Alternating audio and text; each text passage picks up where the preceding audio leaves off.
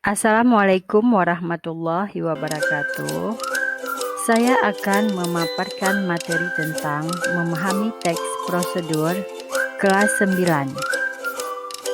Langkah pertama yang harus kita jelaskan adalah definitions of procedure text is a piece of text that give us instructions for doing something through a sequence of actions or steps.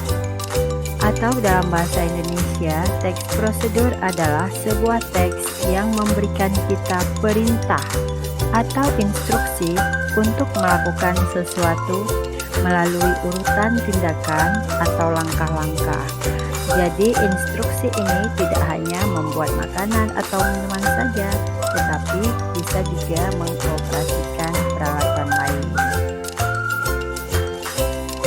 Nah, langkah selanjutnya anak-anak yang harus kalian pahami adalah social purpose atau tujuan sosial dari teks prosedur. The social purpose of procedure text is to show how something is done through sequence of steps.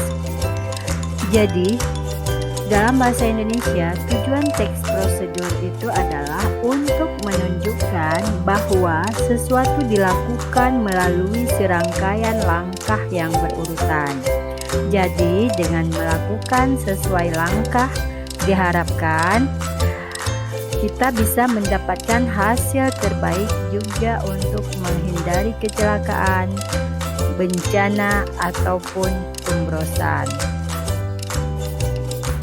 Nah, langkah selanjutnya adalah yang harus kalian pahami tentang teks prosedur generic structures atau struktur generik. Jadi, struktur generik dari teks prosedur itu ada 3 komponen.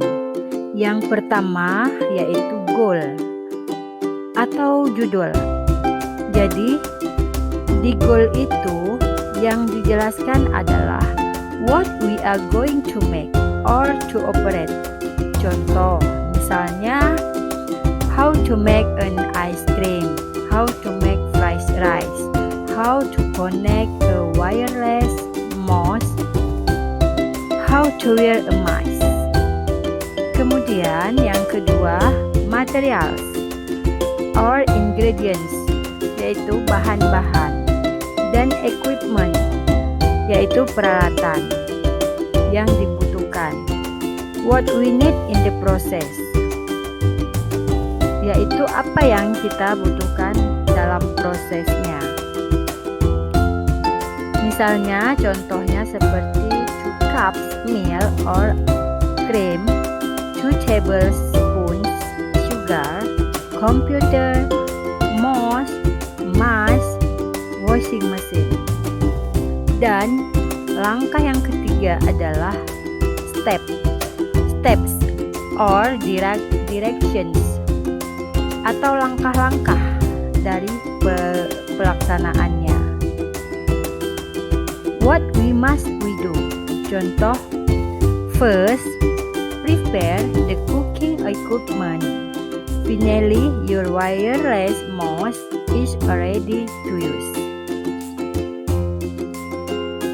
Kemudian, dalam teks prosedur, kalian juga harus memahami yang namanya language feature atau unsur kebahasaan.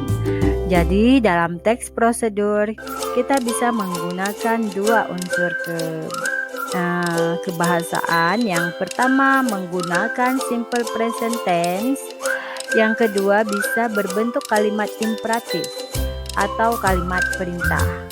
Misalnya, next, wash your hands for around 20 seconds.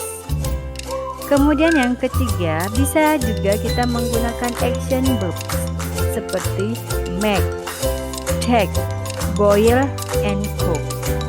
Yang keempat, menggunakan temporal conjunction seperti first, then, next, after that, and finally. Langkah yang kelima, menggunakan adverbs atau kata keterangan untuk menyatakan rincian waktu, tempat, cara yang akurat.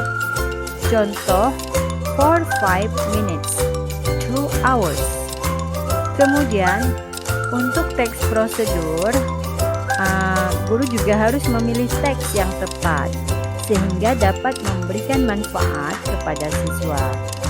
Diharapkan agar siswa dapat menerapkan materi teks prosedur yang sudah dipelajari dalam kehidupan sehari-hari sehingga dapat menjadi keterampilan hidupnya sepanjang hayat.